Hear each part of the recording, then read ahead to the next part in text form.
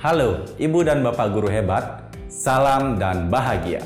Buku macam apa saja yang terpampang di perpustakaan atau sudut baca Ibu dan Bapak? Apakah buku-bukunya sudah beragam?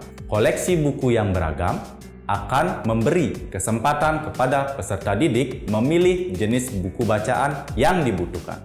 Bayangkan saja, jika koleksi di sekolah hanya sedikit, peserta didik akan membaca buku-buku yang terbatas. Pada video ini, Ibu dan Bapak akan melihat hal lain yang lebih detail terkait variasi koleksi buku yang perlu diperhatikan. Selamat belajar, Ibu dan Bapak guru hebat. Ibu dan Bapak guru, peserta didik kita tidak hanya belajar dari buku pelajaran saja untuk menumbuh kembangkan karakter dan kemampuan literasi mereka. Buku-buku non-teks yang mereka baca perlu memperkenalkan latar dan situasi yang berbeda, imajinasi dan fantasi yang tanpa batas, serta kreativitas dan pemikiran kritis. Nah, ragam koleksi buku non-teks yang bervariasi akan membantu memotivasi peserta didik untuk terus membaca. Ibu dan Bapak guru hebat, tidak semua jenis buku disukai peserta didik. Berdasarkan FGD dengan anak yang dilakukan Kemdikbudristek tahun 2021, jenis-jenis atau genre buku yang disukai anak adalah konsep sederhana, cerita rakyat, non-fiksi, fiksi realistis, dan fantasi. Nah, kita akan memulai dengan konsep sederhana. Ibu dan Bapak tentu pernah menemui cerita yang berhubungan dengan aktivitas nyata sehari-hari dan berhubungan dengan dunia anak di sekitarnya, yang disajikan dengan bahasa sederhana. Buku dengan konsep seperti itu tentu menarik bagi anak, bukan? Pengalaman membaca yang menyenangkan dapat diperoleh dari jenis buku konsep sederhana. Nah, Ibu dan Bapak tidak asing dengan cerita rakyat.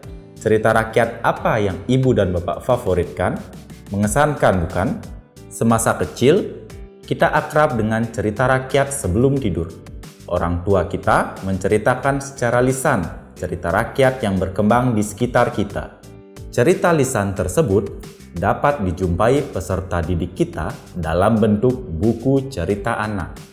Pengalaman mendongeng sebelum tidur bisa kita kembangkan dengan membacakan atau memberi kesempatan peserta didik membaca buku cerita rakyat.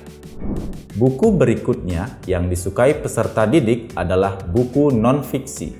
Pernahkah Ibu dan Bapak menemui buku tentang metamorfosa binatang yang disajikan dalam cerita? Pengetahuan alam tentang siklus hidup binatang bisa disampaikan dengan cara yang lebih ringan melalui cerita dengan tokoh utama si ulat misalnya. Bagi peserta didik, ini menjadi daya tarik tersendiri. Mereka bisa mengetahui hal-hal baru dari buku cerita non-fiksi. Apa buku non-fiksi lain yang Ibu Bapak pernah baca? Cerita-cerita seru juga hadir dalam buku-buku fiksi realistis. Apakah Ibu dan Bapak guru pernah membaca kisah fiksi yang terjadi di dunia nyata? Misalnya, tentang seorang anak yang berusaha memenangkan perlombaan, atau tentang petani yang ingin mengusir burung di sawah? Buku tentang apa yang Ibu dan Bapak sudah baca? Banyak sekali cerita-cerita jenis ini yang sangat seru dan menarik peserta didik.